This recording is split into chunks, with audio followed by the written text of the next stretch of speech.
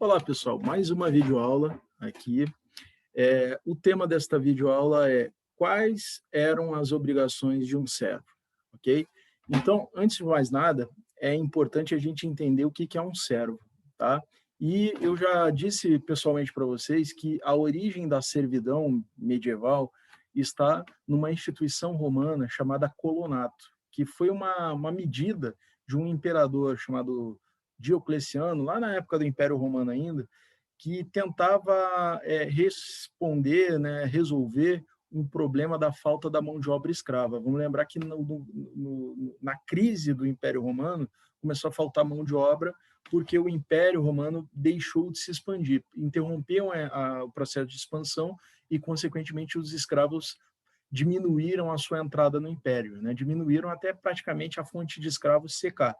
E aí o Diocleciano foi querer resolver o problema da falta da mão de obra, e aí ele cria o colonato, que era uma lei que obrigava as pessoas que não tinham emprego nas cidades, né? Vamos lembrar que as cidades estavam sendo gradualmente abandonadas, né, na época da crise do Império Romano, então ele obrigava as pessoas que não tinham emprego, morador de rua, etc., etc., mandavam essas pessoas irem para o campo trabalhar no lugar dos escravos, e elas não podiam sair de lá, né? Então elas eram transformadas em colono. Daí vem o nome da lei do colonato, certo?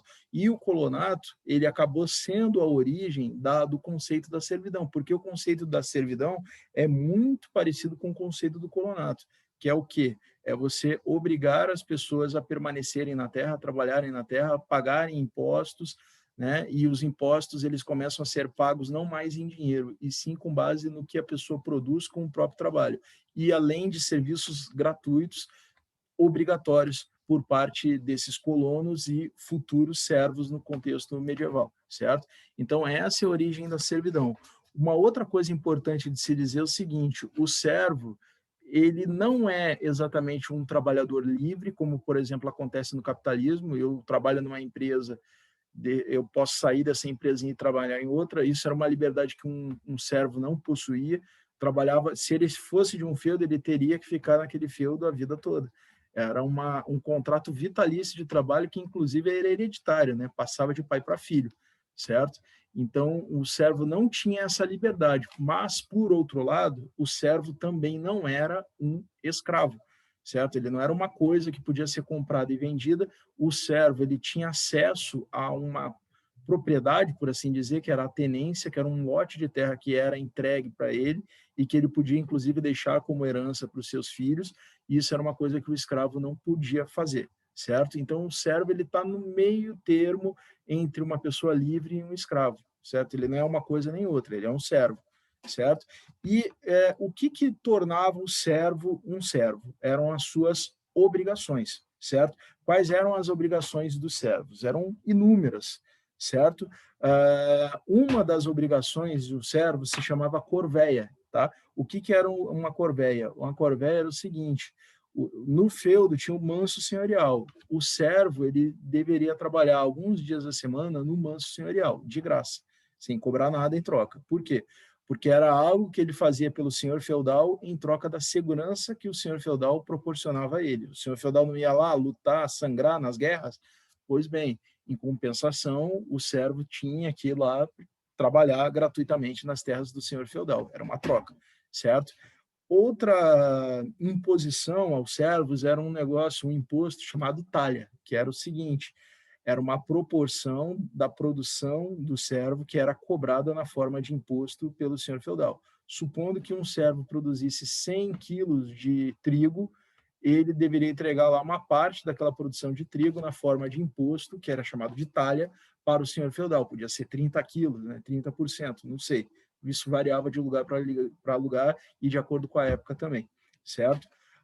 Uma outra cobrança que incidia sobre os servos era um imposto, era um conjunto de taxas, na verdade, chamadas banalidades, né? Que era o seguinte: no feudo tinha lá os instrumentos, os grandes instrumentos de trabalho, né? Por exemplo, forno, né, para torrar os grãos do que era colhido, para conservar por mais tempo, né? O moinho, que era usado para moer os grãos, certo? Uma ponte, né? Enfim, qualquer tipo de grande instrumento de trabalho que existisse no feudo era propriedade do senhor feudal. Consequentemente, para os servos usarem esses grandes instrumentos de trabalho, precisavam pagar a banalidade. E nem é preciso dizer que os servos não poderiam, não tinham a autonomia para construir um instrumento próprio alternativo, né? Tinha que usar os instrumentos que pertenciam ao senhor feudal, certo? Para poder pagar justamente as banalidades para os senhores feudais.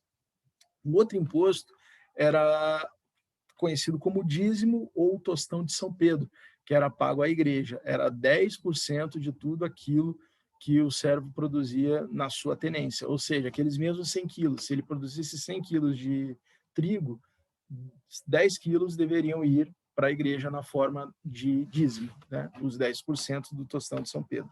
Tá? Havia outros impostos, né, de transmissão de herança, que era chamada mão morta, quando se casava, formariagem, né, tinha que pagar imposto. Tudo, né, pelo menos no auge do feudalismo, tudo era na forma do que era produzido, porque o dinheiro não circulava. Então, você entregava aquilo que você produzia com o seu trabalho. Quando o dinheiro voltou a circular, eles começaram a pagar em dinheiro. Tá? Mas isso foi mais lá para o fim da Idade Média. Okay? A formariagem, como eu falei, a albergagem, que era a obrigação que um camponês tinha de ceder tudo que ele tinha quando uma comitiva do senhor feudal passava, né, pela sua área, né, pela sua terra. Então tinha que ceder a casa, né, o que quer que fosse para o senhor feudal.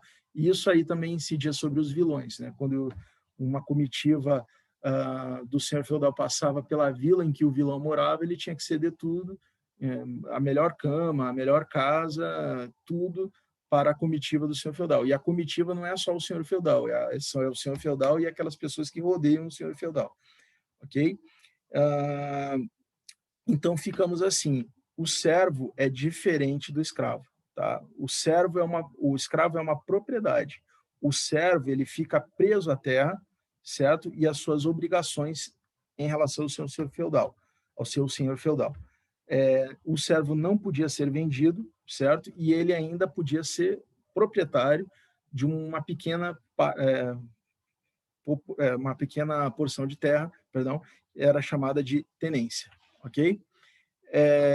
Vale dizer que os vilões, que eram um pouquinho menos pior do que os servos, né, tinham um pouquinho mais de liberdade do que os servos, tá? Os vilões, embora possuíssem obrigações, tá? Eles eram mais livres do que os servos da gleba. Os servos da gleba ficavam lá presos à terra, geralmente viviam em terras assim mais ou menos isoladas. Os vilões, eles viviam numa condição social um pouco mais privilegiada por poderem viver em vilas, em ajuntamentos maiores, né, portanto, e terem uma maior autonomia se comparado aos servos, né, uma maior liberdade quando comparado aos servos, ok? E é isso aí, tá? Lembrando que a servidão tem origem no colonato, que é uma instituição romana, uma instituição criada na Roma antiga e que sobreviveu na forma de servidão no contexto medieval, ok? Vou encerrando por aqui, obrigado, tá? E até o próximo vídeo.